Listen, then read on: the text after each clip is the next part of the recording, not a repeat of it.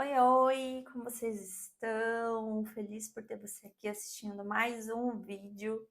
Eu senti muito forte no meu coração nesses últimos dias de gravar sobre esse tema, porque foi algo que eu passei em alguns momentos da minha vida, principalmente ali no período de gestação da minha primeira filha, Alice Vitória. Se você ainda não assistiu o nosso relato, o nosso testemunho, eu queria te convidar a assistir. Nós temos alguns vídeos falando sobre a má formação com que ela nasceu. Eu explico todo o processo que nós passamos com ela após o nascimento.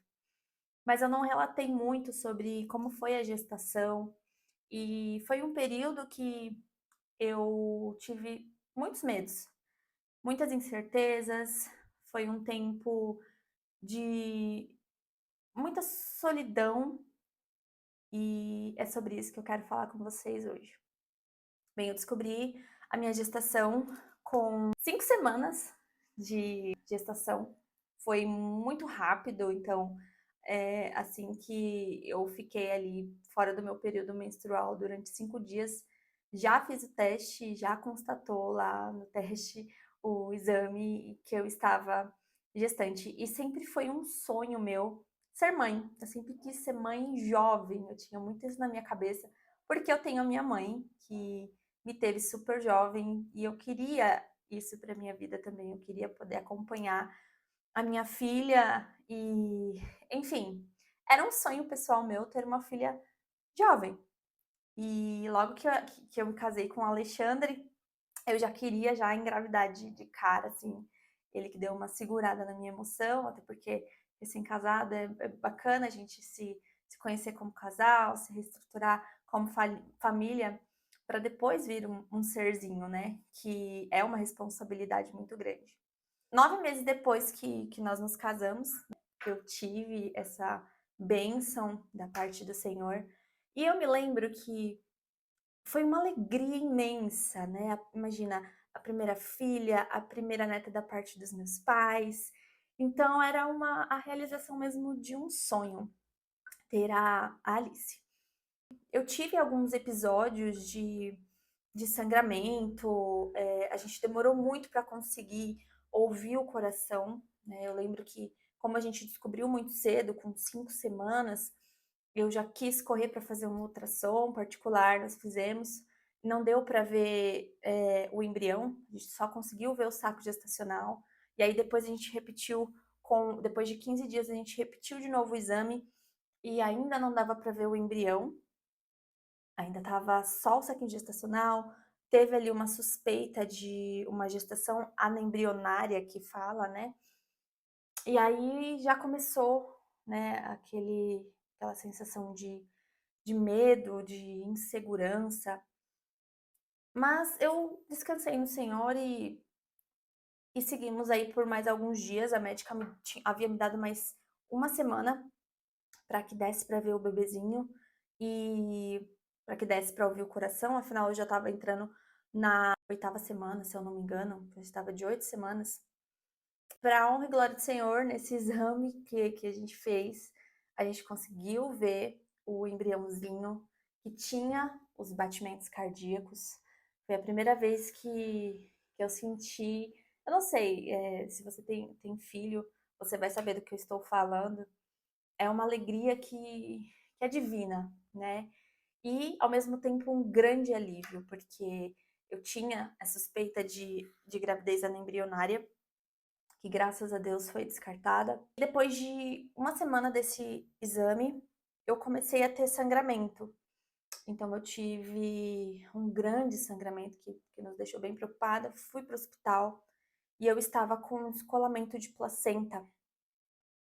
Eu saí do hospital, na época eu não tinha convênio, eu fui pro SUS aqui da minha cidade, sangrando bastante. E os médicos que me atenderam, eles falaram que eu ia precisar fazer um outro ultrassom para ver se o bebê ainda tinha batimentos cardíacos, porque afinal eu tinha perdido muito sangue. Então, não dava para saber se o bebê ainda tinha, né, os batimentos cardíacos. E eu saí daquele lugar arrasada. Então, foi mais um balde de água fria. Tudo isso sem saber ainda da má formação com que a Alice nasceu. E aí eu fiz um outro ultrassom. Lá nesse ultrassom foi constatado realmente um grau de descolamento, que eu precisei usar uma medicação chamada Ultragestan. Então eu usei durante um bom tempo para segurar a gestação. Eu precisei de repouso absoluto. Então eu fiquei um período na casa da minha mãe, sem poder, assim, levantar para beber uma água. Minha mãe me trazia alimentação, minha mãe me ajudava com tudo, só levantava mesmo para fazer xixi, ir no banheiro e só. Fiquei durante 3 meses de repouso absoluto usando essa medicação. E aí no retorno, nós tivemos a graça da cura do descolamento de placenta. Quando eu retornei novamente para o hospital, eu não tinha mais nada e já foi um grande milagre, né? Mas foram muitas incertezas e com 12 semanas eu descobri a oncofalocele. Mas no fundo, antes da gente entrar nesse assunto, no fundo eu sentia que tinha algo errado. Eu me lembro que na semana que nós íamos fazer o ultrassom, pelo SUS era muito demorado, então eu estava numa inquietude, numa agonia de fazer o primeiro morfológico, que é um exame super importante para as mamães, e ia demorar muito pelo SUS. Aí a gente juntou um dinheiro e foi fazer pelo particular. Mas eu lembro que eu estava muito angustiada, muito preocupada, aflita. Na semana que nós íamos fazer esse exame, eu tive um sonho. E eu sonhei que eu perdia o meu bebê. Foi assim, foi horrível, porque foi logo depois do sangramento, desses episódios de incerteza e tudo mais. E aí nós fizemos esse exame e constatou a oncofalocele. E foram 9 meses de muita insegurança, muitos medos. É assim, é pela graça de Deus que eu não desenvolvi uma depressão, ou algo pior. Eu reconheço totalmente que foi a mão de Deus que me sustentou durante todo esse tempo. Mas houveram vários momentos em que eu me senti sozinha, em que eu tive medo, em que realmente eu cheguei a pensar que Deus não estava mais olhando para mim. E eu lembro que mesmo sofrendo, mesmo com muitas angústias, eu continuei, né, acreditando, continuei buscando a Deus, continuei orando, mas o Senhor, ele conhece o nosso coração, né? Por mais que a gente não fale, por mais que não saia da nossa boca, ele já sondou os nossos pensamentos. A palavra de Deus diz isso, né? Que antes que nós falássemos, ele já sabe o que nós estamos pensando. Eu estava ali por volta de 6 meses, mais ou menos, 5 meses, 6 meses, e eu ainda não tinha conseguido entrar para um hospital das clínicas, não me liberaram, né? O hospital aqui da minha cidade não havia me dado a carta, então era tudo muito incerto. Era médico falando que a minha bebê, ela poderia sobreviver até o dia do parto, mas poderia morrer logo após o parto, ou que a qualquer momento ela poderia vir a falecer, que ela poderia ter outras más formações que não dava para ver aqui na minha cidade, e o médico não queria me mandar para as clínicas porque achava que era responsabilidade aqui do nosso no local que a gente mora, enfim. E eu lembro que teve um dia que eu estava muito angustiada, muito mesmo, e eu não queria levantar da cama naquele dia.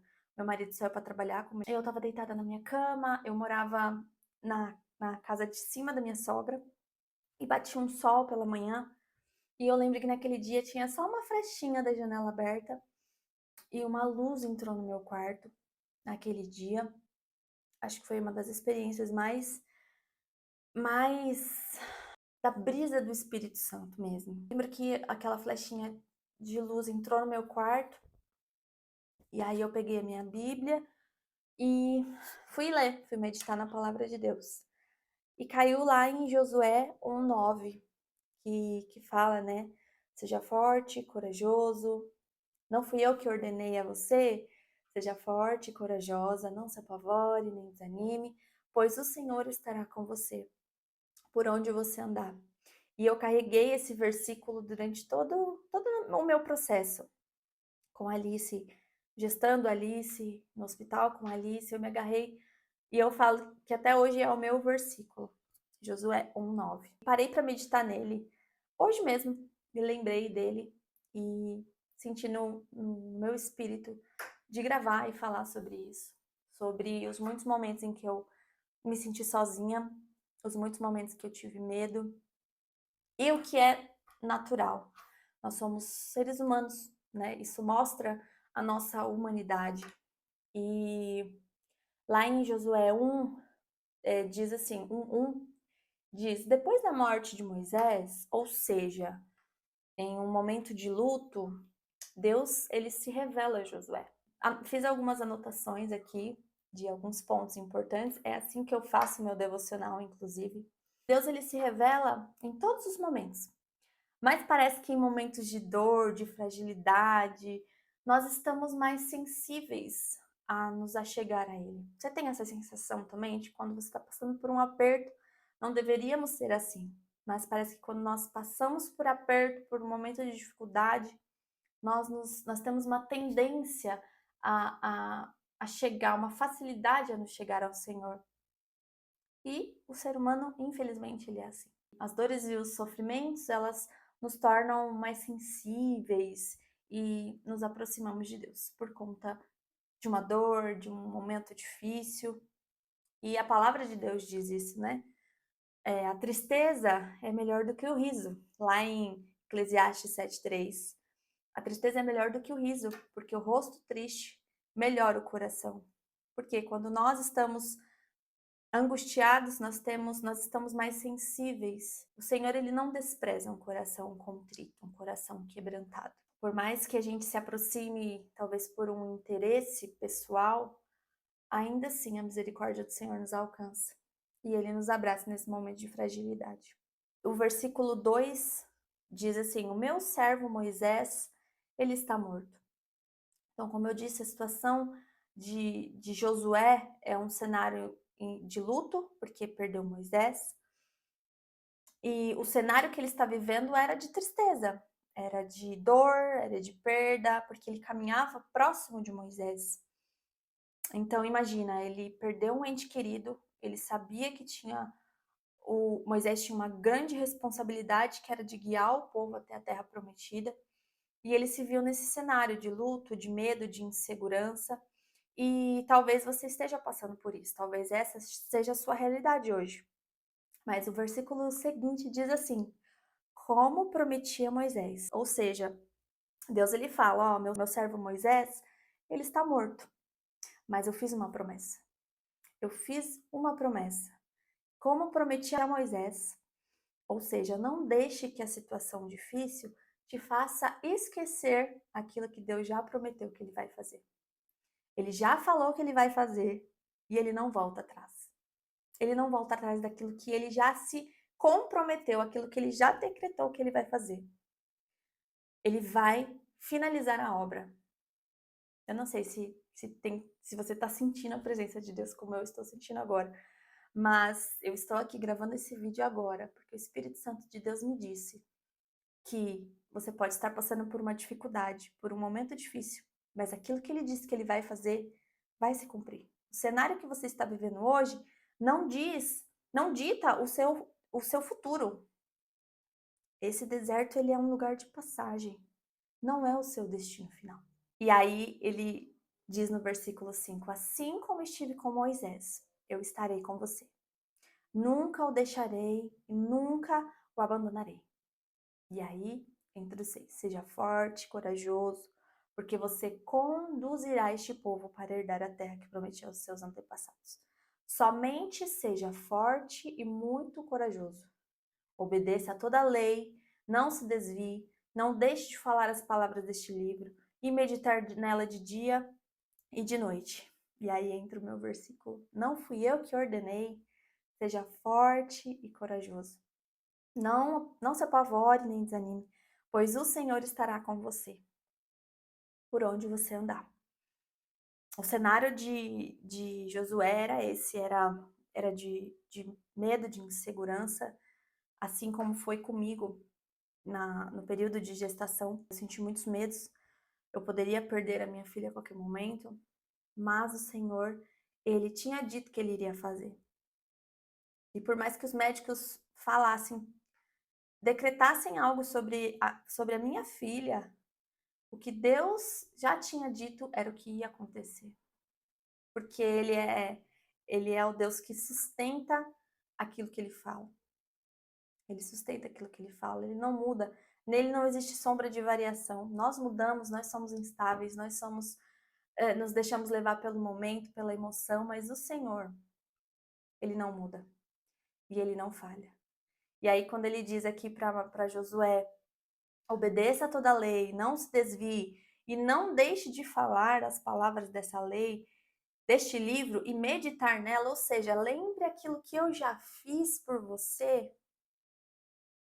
Lembre, traga à memória aquilo que você já viu, que você ouviu que eu fiz, que eu tirei o povo do Egito, que eu abri o mar para o povo passar e eles passaram em terra seca. Lembre daquilo que eu já fiz por você, sabe? E o Senhor, Ele já tinha feito tanto por mim, na minha adolescência. O Senhor me deu um livramento de morte. Não sei se muita gente vai saber, mas eu estava num retiro na época que eu era adolescente e a janela da igreja caiu na minha cabeça, gente. E eu lembro que o médico falou assim: menina, não tem como a janela ter caído na sua cabeça, senão você não estava aqui. Então o Senhor, Ele já me deu tantos livramentos. E mais do que isso, Jesus se entregou por mim. Sabe, nos momentos difíceis, traga à memória aquilo que te traz esperança. E o que é que nos traz esperança? Jesus é a nossa esperança. Se não existe nenhuma situação que eu acho bem difícil, que você já tenha vivido de milagre, de fé, de testemunho, olhe para Jesus. Aquilo que Ele fez por você. Se lembre daquilo que Ele fez. Ele nos livrou da morte. Ele nos livrou da escuridão e nos trouxe para sua maravilhosa luz. Ele nos resgatou e nos fez livres do pecado, nos fez livre da morte.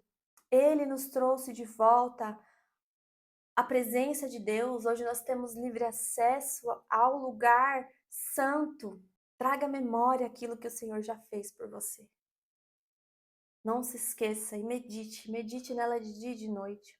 E aí, finaliza, né? Só para terminar. Não fui eu que ordenei a você? Seja forte, corajoso. Não se apavore, nem desanime, pois o Senhor, Ele estará com você por onde você andar. Ele finaliza dizendo: olha, tá difícil, tem uma longa jornada ainda. Não se apavore, não tenha medo, porque eu vou com você. E foi assim durante toda a minha gestação. O Senhor, Ele foi comigo. Quando os médicos diziam que eu ia perder a minha filha, que ela não ia sobreviver, Ele estava comigo. Muitas vezes eu não tive para quem desabafar, porque a gente às vezes tende a querer poupar o outro, né? Das nossas angústias, dos nossos sofrimentos, a gente poupa as pessoas, as nossas famílias.